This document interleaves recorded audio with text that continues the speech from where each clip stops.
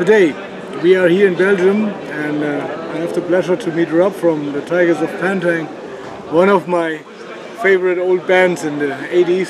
Thank you very much. So you found a band in 1978, I think. 1978, crikey, yes, that's a few years ago, yes. Yeah. But still here to tell the tale, and still performing, and still thoroughly enjoying it. Probably a bit too much for an old fella. I really love it. So you play a great show today. thank you very much indeed. And I hear you make a new album. Can you say us something about that? We have made a new album, yes, which will be album number. I think it's album number. For me, it's album number 11. I think. Gosh, I'm sure people will put me right. It's huge. It's absolutely huge. The album. We're so proud of the songs. It has been. We recorded the album in Newcastle at my request with Fred Purser, who of course was the guitar player on the Cage album in 1982, the Tygers Cage album, 1982.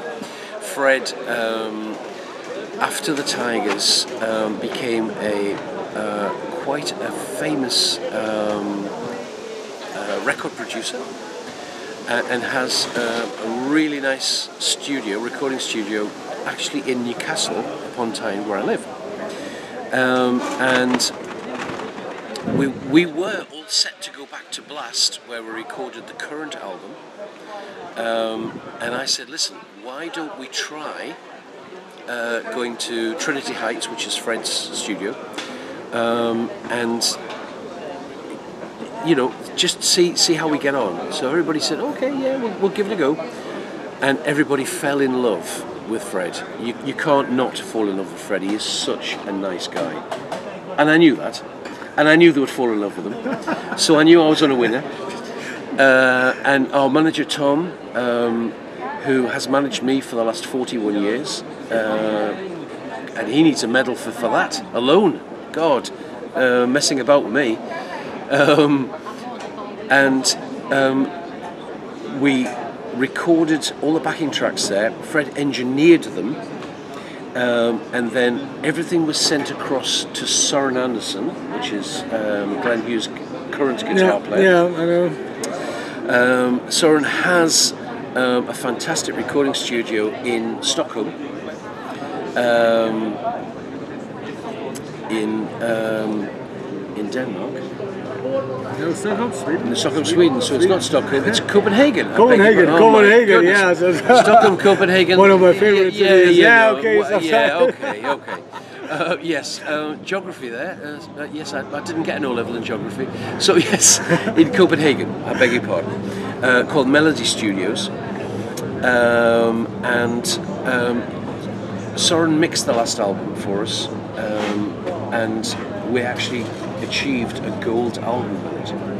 So we didn't want to go anywhere else apart from back to Søren for him to work his magic with this particular album. And he has done that absolutely 200%. It's gone across to Harry Hess, who of course is the singer in Hair Mascara. Harry lives in Canada, and Harry has a studio that masters the finished products.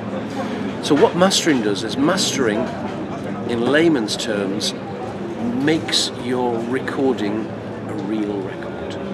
It puts the sparkle on it. It puts the big boy attitude on it. And give the feeling of the old times. Absolutely. And this wonderful camera person who's filming us is giggling.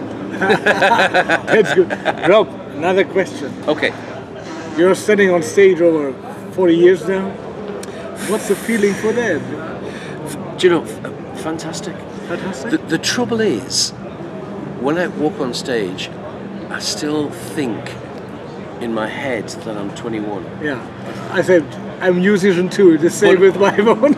But unfortunately, the body is slightly older than that. Yeah. So when and I can still manage, you know, can still run around and do what I do, but I know tomorrow morning I will need pills, I will need medical attention. To help us up. Yes. It's becoming old, that is the problem. I'll need a damn good breakfast. Bacon sandwiches always help. Yeah. So we see you and the band on a lot of good gigs in the last years on the Rock Hard Festival or the Bang Your Head Festival and a lot of other shows in Germany. This is the first time in Belgium. What did you plan for the next year? You have some slots you can talk about for the next year? The next year, yeah, the next year is being booked for us by our agent at the moment, Liegé from Eternal Rock. So I can tell you that we have been confirmed for a huge festival in Mexico City in May. That's cool. This year it was headlined by Kiss and Alice Cooper. Yeah, Yes. so no, last question for Rob. Okay. Because short interviews are always been Better. But last question.